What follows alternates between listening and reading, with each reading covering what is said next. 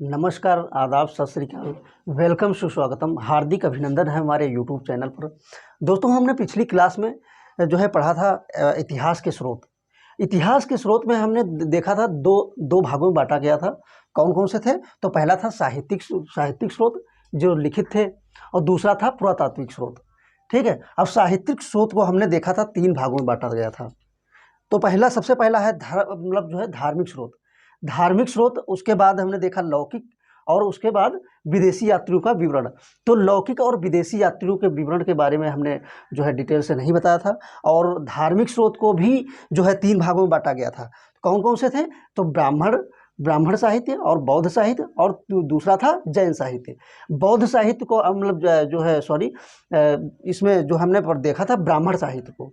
ठीक है। इसको भी जो है 2 भागों में बांटा गया था, वैदिक साहित्य और वैदिकोत्तर साहित्य। तो वैदिक साहित्य में कौन कौन से आते थे? जैसे वेद है, और जो उसके साथ में ब्राह्मण है, आरण्यक है, और उपनिषद है। उसके बारे में हमने डिटेल से सारा देख लिया था। और उसके बाद हमने देखा था जो है वैदिकोत्तर साहित्य में। वैदिकोत्तर साहित्य में हमने देखा था वेदांग, और उसके बाद देखा था महाकाव्य। महाकाव्य के बाद में स्मृतियाँ देखा और पुराण देखा। इसके बारे में हमने डिटेल से देख लिया। और लौकिक के बारे में जो है धीरे धीरे हम आगे बढ़ते जाएंगे, तब देखेंगे। और जो है उसके बाद हम देखते हैं विदेशी यात्रियों का विवरण। जो विदेशी यात्रियों, जैसे हमारे जो है भारत में आने वाली यात्री कौन कौन से थे? तो निर्याकस, और जो है उसके साथ में मेगास्थनीज हैं, फाहियान हैं, और ह्वेनसांग हैं। ये धीरे धीरे आगे जैसे जैसे बढ़ते जाएंगे हम आप लोगों को बताएंगे।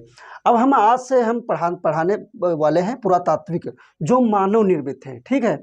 उसके पहले हम देख लेते हैं जो है इतिहास के बारे में। तो इतिहास के बारे में एक बार फिर से देख लेते हैं कि इसको 3 भागों में डिवाइड किया गया था। हमने अभी तक जो है जितने पढ़े थे वो प्राचीन इतिहास के स्रोतों के बारे में हमने बताया है। ठीक है। लेकिन हम अब देखते हैं जो है इतिहास के जो है बारे में। इसको जो है 3 भागों में मोस्टली बांटा गया है। कौन कौन सा? जो प्राक ऐतिहासिक काल, दूसरा है आद्य ऐतिहासिक काल, और तीसरा है ऐतिहासिक काल। ठीक है। अब जो है प्राक ऐतिहासिक काल को जो है प्री हिस्टोरियन एरा कहते हैं। ठीक है, प्री हिस्टोरिक एरा। और दूसरा है आद्य ऐतिहासिक काल, जिसको प्रोटो हिस्टोरिक एरा कहते हैं। और तीसरा ऐतिहासिक काल, जिसको हिस्टोरिक कहते हैं। अब जो है इसमें देखते हैं मोस्टली जो है प्राक ऐतिहासिक काल में, तो ये पुरातात्विक साक्ष्य इसमें जो है मिले हैं। क्या है? पुरातात्विक साक्ष्य मिले हैं। दूसरे में देखते हैं जो है आद्य ऐतिहासिक काल में, इसमें भी जो है साक्ष्य मिले हैं। ठीक है, इसमें पुरातात्विक साक्ष्य मिले हैं। और फिर ऐतिहासिक काल में देखते हैं तो इसमें भी साक्ष्य मिले हैं। अब दूसरे नंबर पर हम देखते हैं लिखित साक्ष्य नहीं मिले हैं। इसमें किसमें देखते हैं? तो प्राक ऐतिहासिक काल में लिखित साक्ष्य नहीं मिले हैं। इसमें आद्य ऐतिहासिक काल में अगर देखें तो इसमें लिखित साक्ष्य मिले हैं, लेकिन पढ़े नहीं जा सके हैं। समझ रहे हैं? और तीसरे में अगर देखते हैं तो इसमें साक्ष्य मिले हैं और पढ़े भी गए हैं, ऐतिहासिक काल की बात करें। ठीक है। अब हम देखते हैं जो है और एक चीज़ और देख लेते हैं। ऐतिहासिक काल को भी जो है ये अलग से डिवाइड किया गया है। जैसे प्राचीन भारत का इतिहास, और मध्यकालीन भारत का इतिहास, आधुनिक भारत का इतिहास, और विश्व का इतिहास। मतलब इसके बारे में जो है डिटेल से हम पढ़ेंगे। ठीक है। अब हम देखते हैं इसे प्राक ऐतिहासिक काल में। प्राक ऐतिहासिक काल के बारे में ही हम सबसे पहले स्टार्ट करेंगे। तो इसमें जो है 3 भागों में इसको भी डिवाइड किया गया है। कौन कौन सा? तो पहला है पुरापाषाण काल, दूसरा है मध्यपाषाण काल, और तीसरा है नवपाषाण काल। अब इसमें पुरापाषाण काल और मध्यपाषाण काल जो है ठंडी जलवायु के जो है से देख सकते हैं, क्योंकि ये प्लास्टोसिन जो है पहले कहा जाता था कि जो हम मानो हमारे पूर्वज जो थे वो जो है ठंडी जलवायु, पहले बर्फ़ या गुफाओं में रहते थे। तो उसके हिसाब से आप लोग समझ जाएंगे। और दूसरा हम देखते हैं नवपाषाण, मतलब तीसरा नवपाषाण काल देखते हैं। इसको जो है जो है गर्म तथा शुष्क जलवायु के से देख सकते हैं। ठीक है। तो इसमें इसलिए क्योंकि उसके बाद में जब धीरे धीरे वनों का जो है समाप्त हो गए। ठीक है। जो है प्राक ऐतिहासिक काल के बारे में। अब प्राक ऐतिहासिक काल में अब जो है सबसे पहले आता है पाषाण काल। तो पाषाण काल के बारे में हम जो है पढ़ते हैं। तो ये जो है 20 लाख ईसा पूर्व से 3000 ईसा पूर्व के जो है आसपास हुआ था। ठीक है।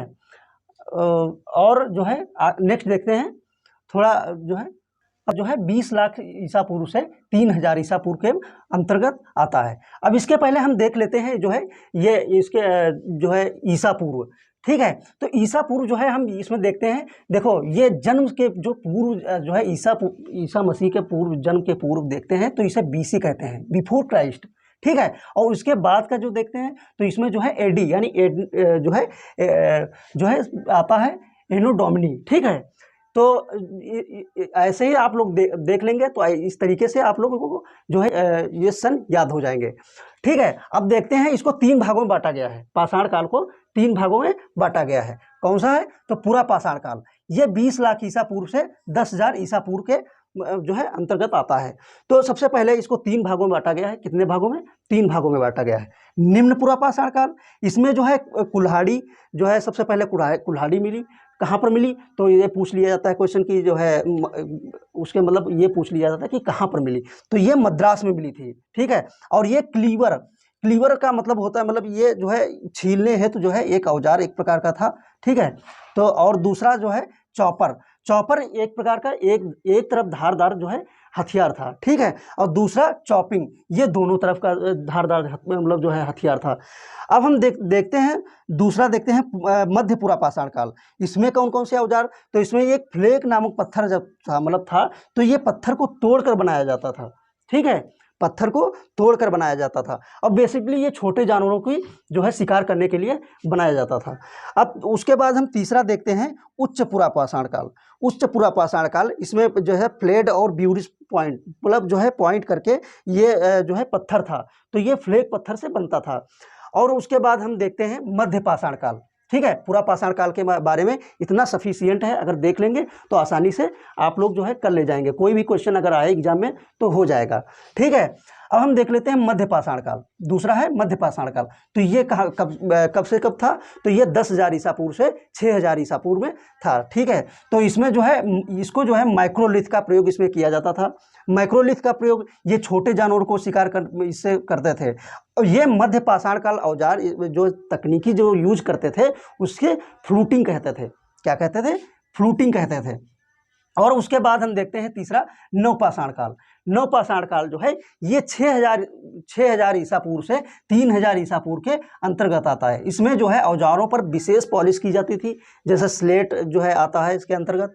और हम अगला जो है नेक्स्ट क्लास में देखते हैं। ठीक है।